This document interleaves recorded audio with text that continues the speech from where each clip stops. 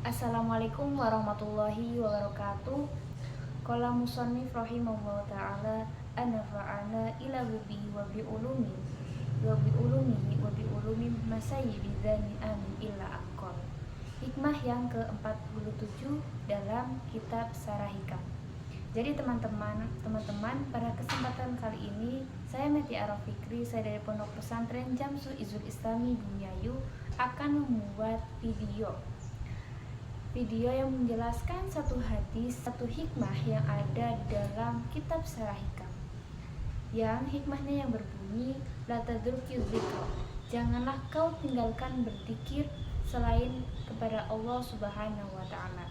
Jadi contoh dari berzikir itu adalah seperti subhanallah, alhamdulillah, la haula wala quwata illa billah. La tadruki dzikra. Janganlah kamu meninggalkan zikir cuman gara-gara kamu belum merasakan khusyuk ketika kamu sedang berzikir kepada Allah Subhanahu wa taala. Itu jangan menjadi alasan kamu tidak berzikir kepada Allah Subhanahu wa taala.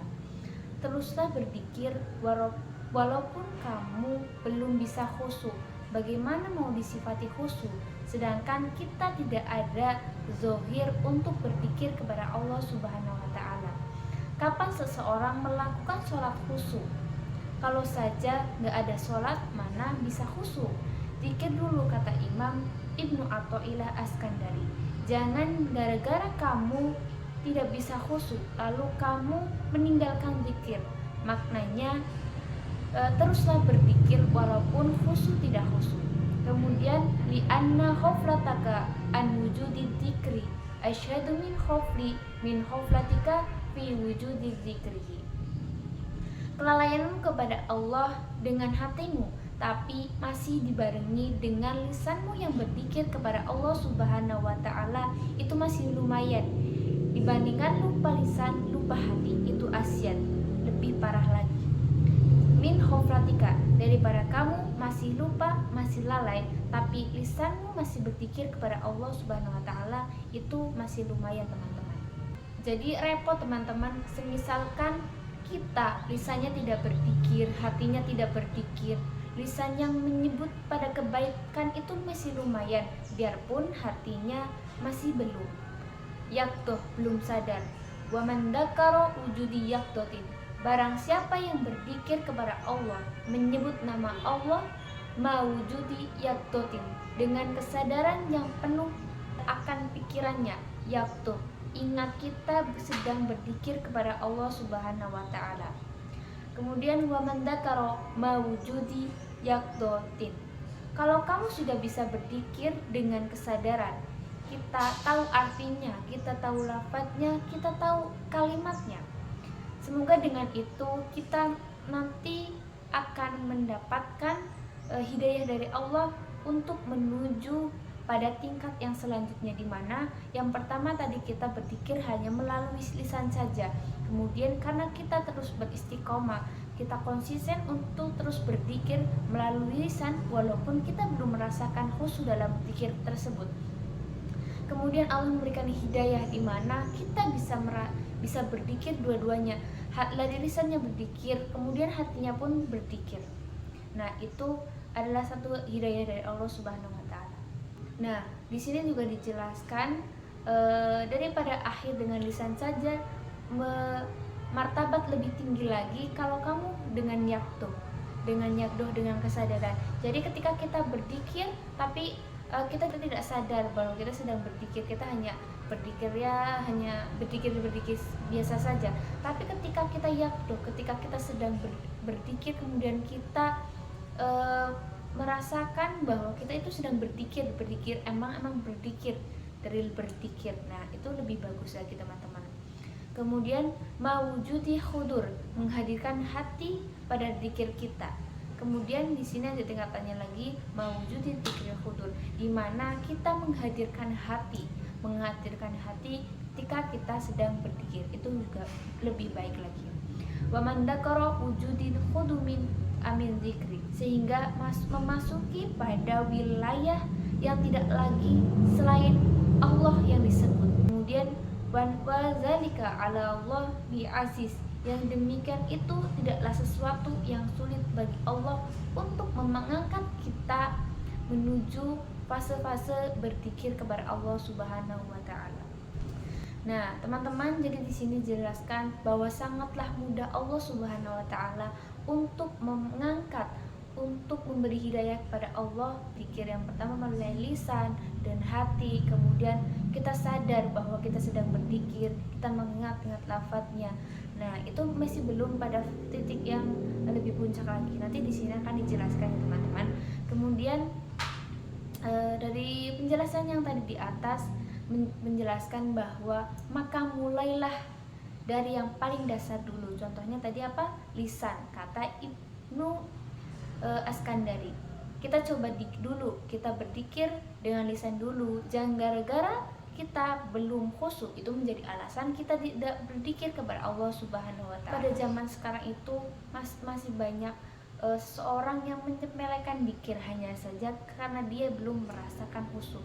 Dia berkata, buat apa zikir? Sedangkan kita tidak merasakan nikmatnya berzikir, kita tidak khusyuk untuk berzikir. Buat apa berzikir? Mending gak usah. Nah, itu jangan begitu ya teman-teman. Kita belum saja berusaha untuk berzikir, mana ada Allah akan mengangkat kita kepada yang namanya khusyuk. Jangan kita tidak konsisten, kita tidak terus mengulang-ulang berzikir kepada Allah Subhanahu wa taala. Kemudian di sini dijelaskan juga ada seseorang sholihin yang mengatakan berdoalah kepada Allah seperti yang Maha Kuasa, Engkau yang menjadikan lisanku berzikir kepadamu. Maka aku mohon ya Allah, seperti Engkau mudahkan lisanku untuk berzikir, jadikan hatiku juga berzikir kepada Engkau ya Allah. Engkau yang menciptakan lisanku, Engkau yang menciptakan hatiku. Allah saja mampu menjadikan lisanmu berzikir, maka Allah pun juga mampu menjadikan hatimu untuk berzikir kepada Allah Subhanahu wa taala. Biarpun hatinya kosong, masih lebih bagus seorang yang lupa dua-duanya, tidak berzikir dengan lisan, tidak berzikir dengan hati, itu lebih parah asyad. Kemudian dijelaskan juga, maka mulailah dengan lisan dulu ketika itu sudah memenuhi perintah Allah Subhanahu wa taala. Nah, yakdoh itu sadar makna, sadar lafadznya, seperti la ilaha illallah, tiada Tuhan selain Allah. Nah, ketika kita sudah sadar dari lafadznya, kita sadar dari kalimatnya. Kemudian di sini sama Imam Haddad itu diajarin, kalau kita sedang berzikir kepada Allah Subhanahu wa taala, kemudian kita masih mengingat-ingat dunia, mengingat ketika kita sedang berzikir la ilaha illallah, oh iya, cucianku belum dicuci, jemuranku belum diangkat, aduh piringnya belum dicuci nih. Nah, sama Imam Haddad diberi saran ketika kita sedang berzikir agar kita bisa khusyuk, kita bisa membayangkan lafaznya dulu, kita bisa membayangkan kalimatnya dulu, kata Imam Haddad. Dari lisan, pikiran, baru nanti setelah itu Allah akan angkat untuk masuk pada wilayah hudur, di mana wilayah hudur itu hanya bisa didapatkan oleh orang tertentu saja teman-teman, di mana kita harus melalui fase-fase tersebut dulu yang tadi sudah dijelaskan di atas di awal. Ketika seseorang yang sudah memasuki wilayah hudur, orang yang sudah menikmati dengan hatinya, bukan sekedar akalnya saja, tapi orang yang sudah hudur itu sudah bisa menikmati hatinya bahwa dia sedang berzikir kepada Allah, dia merasakan nikmatnya dari berzikir. Ya, itu adalah seorang orang pilihan yang bisa merasakan itu, teman-teman. Kemudian di sini juga dijelaskan ada sebuah cerita Robiah Al-Adawiyah itu sehari baca sholawat itu 50.000 karena dia sudah bisa menikmati hudur, sudah bisa menikmati Allah ketika sedang berzikir. Jadi berzikir 50.000 kali pun atau lebih pun itu tidak menjadi alasan, itu tidak menjadi beban bagi si Robiah Al-Adawiyah, karena dimana dia sudah menemukan titik kenikmatan dari berzikir. Nah, yang jadi pertanyaannya adalah kapan kita bisa menikmati nikmatnya hudur, nikmatnya zikir yang sebenarnya.